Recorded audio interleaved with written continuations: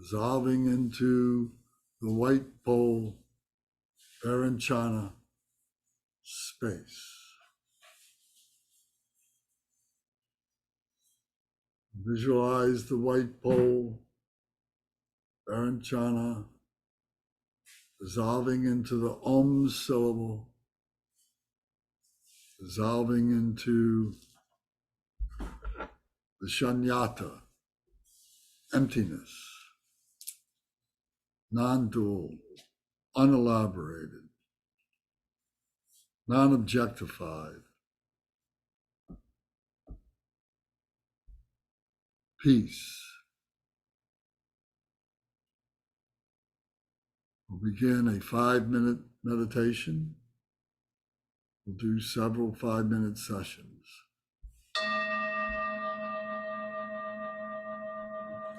Your mind wanders, just bring it back to the visualization of the 5 Buddha families dissolving into emptiness, dissolving into space.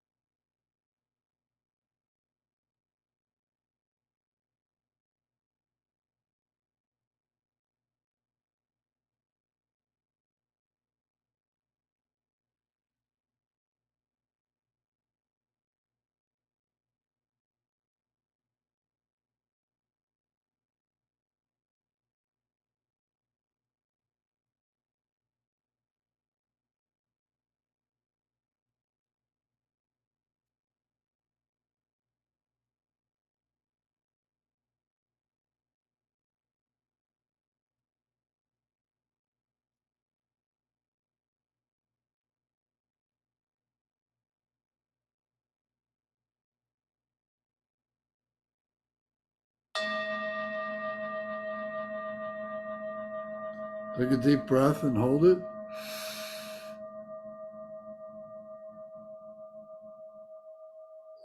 Exhale. Open your eyes. Stretch your arms, stretch your body.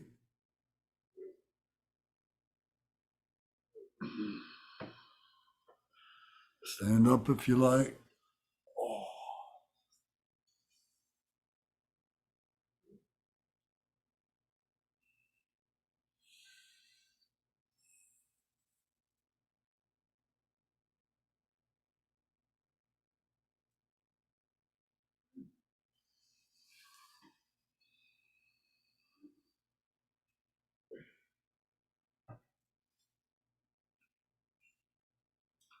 Okay, we return again.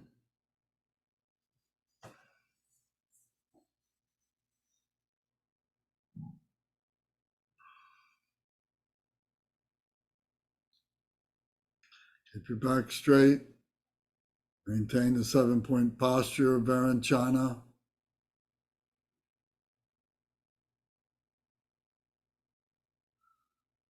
Visualize the 5 Buddha families dissolving into space. Ascobia dissolving into Varanchana. Ratnasambhava dissolving into Varanchana. Amitabha dissolving into Varanchana. Amagog City dissolving into Varanchana. Varanchana dissolving into emptiness, into the shunyata.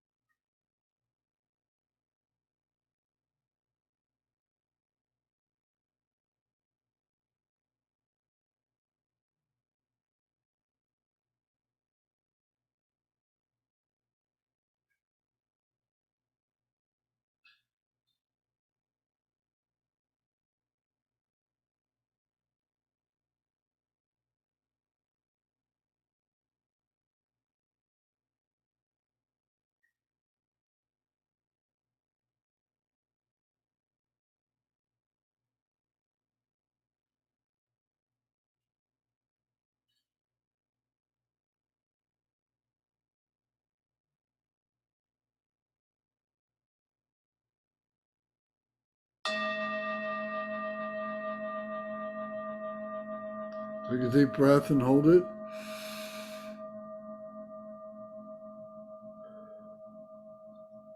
Exhale. Open your eyes. Stretch again.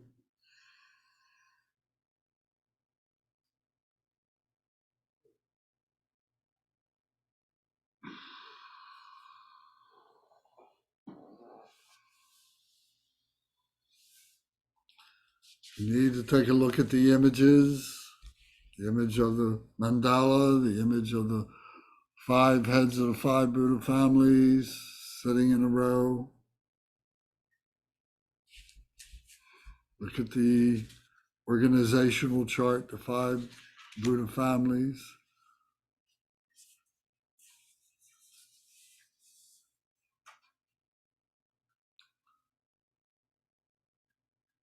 See that there's many aspects.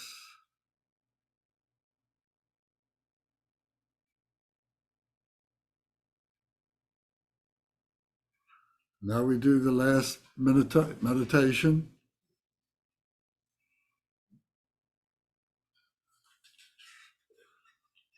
Sit in a 7-point posture in Varanchana as best you can. Keep your back straight, the most important thing.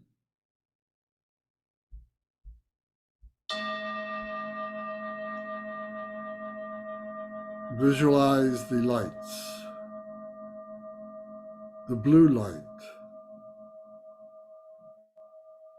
dissolving into the white light, the yellow light dissolving into the white light, the red light dissolving into the white light,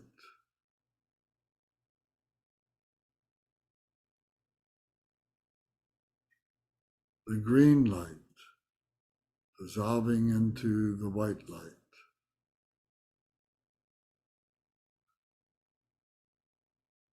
the white light dissolving into clear light that penetrates, pervading all mind, consciousness, thought, space, matter, the pristine cognizance, the pristine awakening.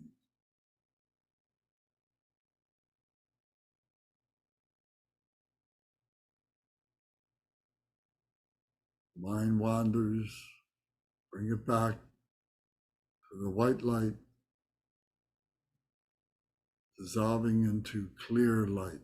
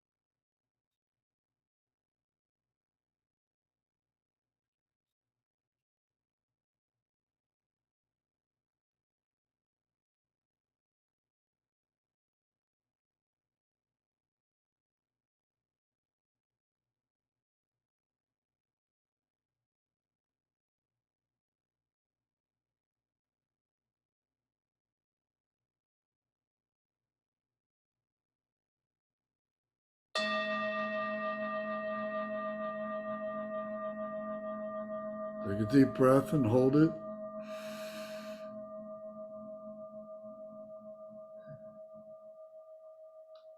Exhale.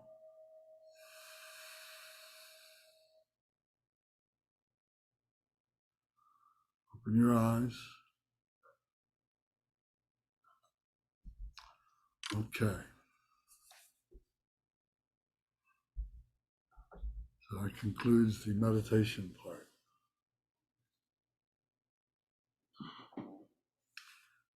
Anybody have any comments or questions?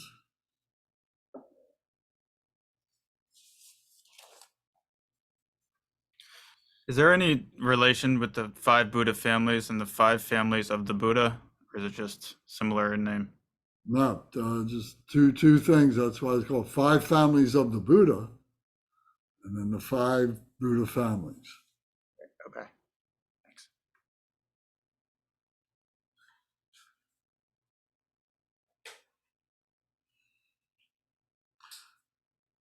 Did this discussion, introduction, did this help in any way in being able to organize a little bit about the meditation Buddhas? I find it hard to visualize. Yeah? Well, it takes time. What's that? Practice. Practice. It takes time and more, more investigation, more reading, and this is the first time that you've heard this, I'm sure, and to open yourself up to some other books and things like that would be very, very helpful, I think.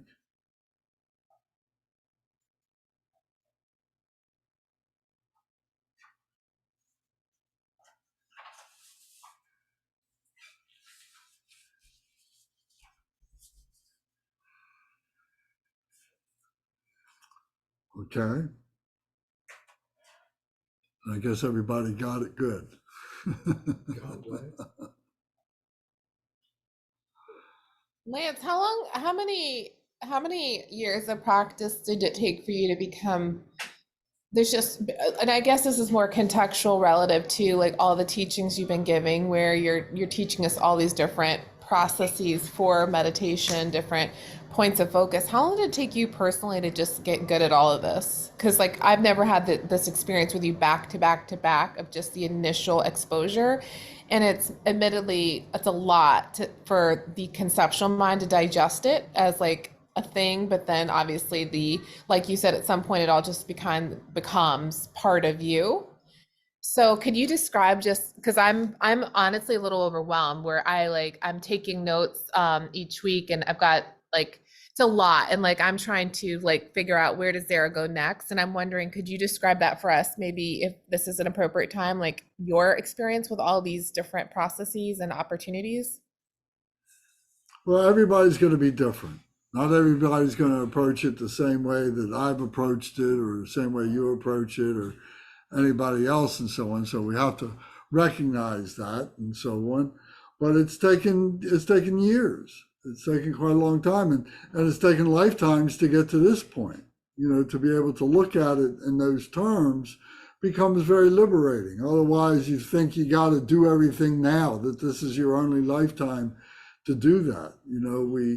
We have this gift of this life, but we share this with other beings and so on. So to answer your question directly, yes, it's taken me years to do this, but I was an avid reader. One thing would lead to another. I've accumulated quite a library of books, and I attended a lot of teachings, and I meditated a lot. I did a lot of contemplation. I did a lot of practice, and all that together, at various points there was confusion, or there was, I didn't know where this went and so on like that. But over time, things began to settle in, and I began to see the interior pieces. And if you want to do that, if you want to build the puzzle, you have to allow yourself to do that. So the analogy of the 2,000-piece jigsaw puzzle with no picture, that we start with the corners. We start with next we do the straight lines. We get the frame of it built, and then we start doing the interior pieces. And that's what takes a lot of concentration to think about, to see, to observe how these pieces go together. And if you're looking for a shortcut, this is the shortcut. This is the easiest way to do it. So it just takes time. And if you feel that you're not ready for it, then that's fine. You shouldn't feel agitation. If you feel that you're doing this out of reason, that you're being cajoled into it or something like that, that's not a good reason to do it. You shouldn't do it then. Take a break. That's helpful. It was more of just like, well, first of all, like everything you said was helpful about like you've been to get here, like lifetimes, and just reframing it as like the need to like a task list, right? Like a job completion list. Like there's nothing to complete really, like in the sense of the urgency of it. So that's actually helpful just to kind of put that in my head. And then you said something about an hour ago. You said to have the discriminating awareness of when to like put things away, like no, and to be like, I don't need to be thinking about this right now, I'm doing this right now. Like, and I had something yesterday where I had a billing issue with something. It's Saturday. And I literally thought, it's funny that you said that comment out loud, because I was in the swimming pool doing exercise. And I was so consumed with this negative thought. It's a Saturday, there's nobody there, right? Like I literally said, why are you thinking about this? You can't do anything about this. And it is literally causing your cortisol to go through the roof. Like you're about to put yourself into a panic attack over something that no one can help you with till Monday morning. And that's not an emergency. Like I literally and I felt my whole body, my energy was so angry. And I said, do you have discernment right now, Zara? I literally was like telling myself, can you recognize what's happening? Do you have the wisdom right now to say like, these are the thoughts that are about to ruin your weekend? And like poison, right? And so I just literally said, what is this about? But you said, the way you said that today, like that was like a home run statement. I was like, do you have the discernment just in everything, from the practicality of that as a single statement?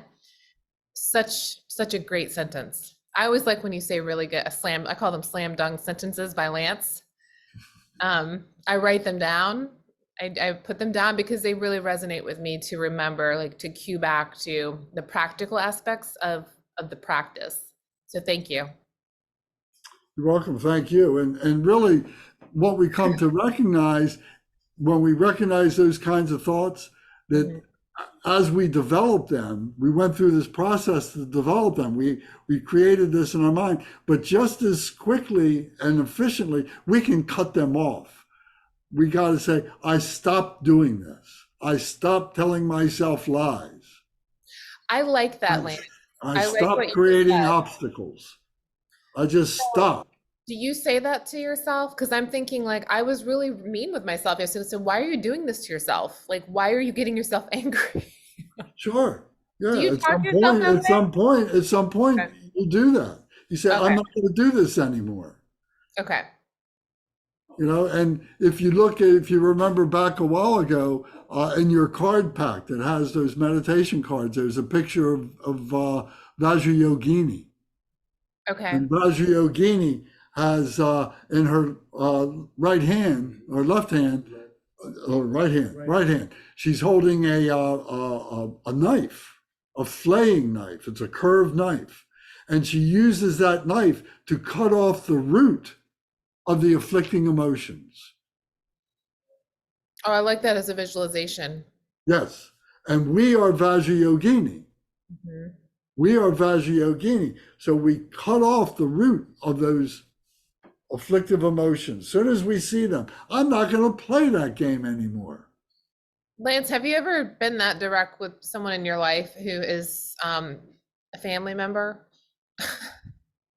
Where like they can't stop themselves from being their cup. And by the way, everyone, I'm not talking about my mom today. I am not talking about my own mother. I'm talking about someone else's mom, but I am wondering, have you ever been that direct with someone and say, hey, I'm not going to have these conversations because these are have you been that direct ever?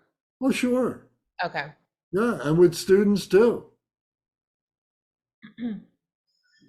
Sometimes, and people just keep going around the same thing. They keep reinforcing their negativity and say, I'm not going to talk about that anymore. Okay. You know what it is. Now it's up to you to use your discriminating awareness and say, I'm not going to do that anymore myself. Yeah. Yeah.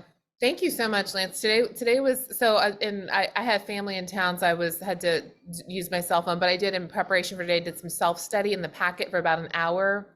Thursday morning, I read through everything and had it before, but I loved hearing your discussion of it at a slower pace and really beautiful. Thank you. I love the discussion of focusing on the color, getting to colors. I took some notes, so thank you. Well, good. Thank you very much.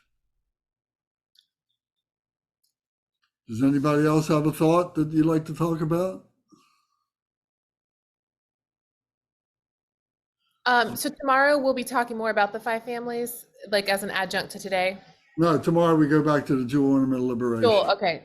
Got it. So next week we'll continue this because there's a little bit more to talk about with this.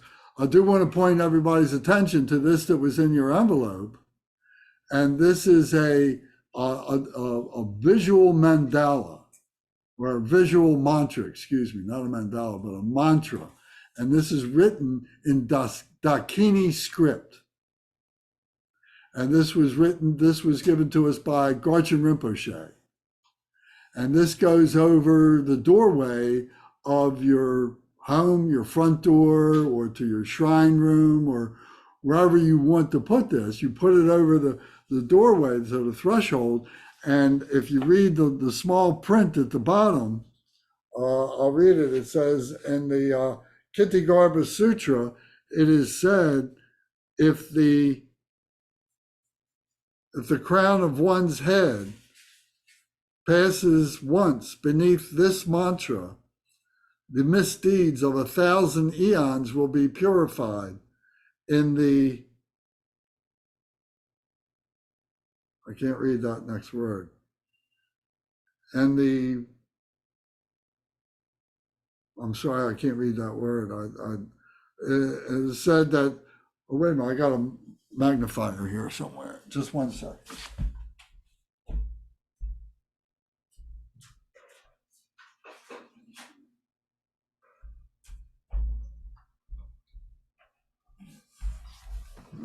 There we go.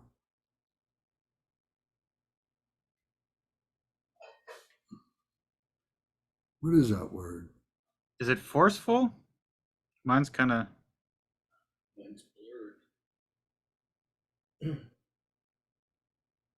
It looks like 40. It looks like 40 or something. Waterfall Sutra. It is said that to see this mantra once purifies the misdeeds of 300 online of 300 million eons.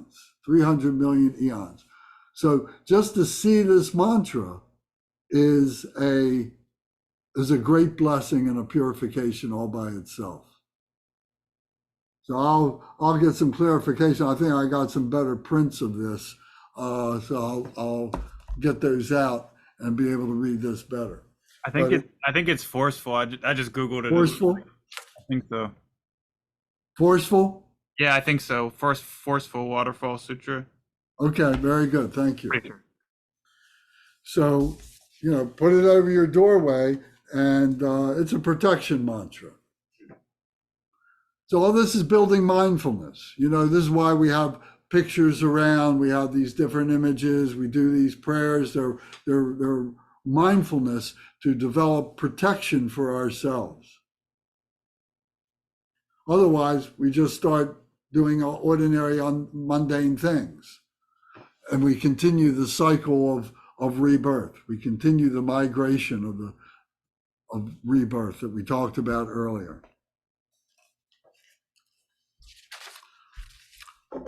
Okay, then. Well, thank you. Unless anybody has another question, we'll do our dedications. So we'll go to our book, 101 book, Go to the dedication prayers, the lineage dedication prayer. So recall that this first stanza are the lineage masters. These were living masters who brought together these practices and teachings of the Kagyu lineage. And what they're talking about are the 5 Buddha families. The Dharma, the tantric teachings are all part of this, of 5 Buddha families. And this is the blessing of this lineage. The other lineage, some other lineages may not have this, but in the Vajrayana, this is what the Vajrayana is talking about these Buddhas and so on like that are all within us. It's all part of that diamond nature that we all have within ourselves. So we recite the lineage dedication prayer. Dorje Chang, Talopa, Naropa, Marpa, Milarepa, Dharma Lorgampopa, Bhagma Drupa, Lordri Kumpa. Please bestow upon us the most auspicious blessings of all the Kagyu Lamas. By this virtue, may I achieve the all-knowing state, and may all who travel in the waves of birth, old age, sickness, and death cross the ocean of samsara by defeating all enemies, confusion, the cause of suffering. Bodhicitta, the excellent and precious mind. Where it is unborn, may it arise. Where it is born, may it not decline, but ever increase higher and higher. I pray that the Lama may have good health. I pray that the Lama may have long life. I pray that your Dharma activities spread far and wide. I pray that I may not be separated from you. As Manjushri, the warrior, realized the ultimate state, and as did Samantabhadra, I will follow in their footsteps. I will follow in their path and fully dedicate all merit for all sentient beings. By the blessing of the Buddha who attained the 3 kayas, by the blessing of the truth of the unchanging Dharma as such, by the blessing of the indivisible Sangha order, may the merit I share bear fruit. By the virtues collected in the 3 times, by myself and all beings in samsara and nirvana, and by the innate word of virtue, may I and all sentient beings quickly attain unsurpassed, perfect, complete, precious enlightenment. May the teachings of the great Trikampa Ratna Shri, who is omniscient, Lord of the Dharma, master of interdependence, continue and increase through study, practice, contemplation, and meditation until the end of samsara.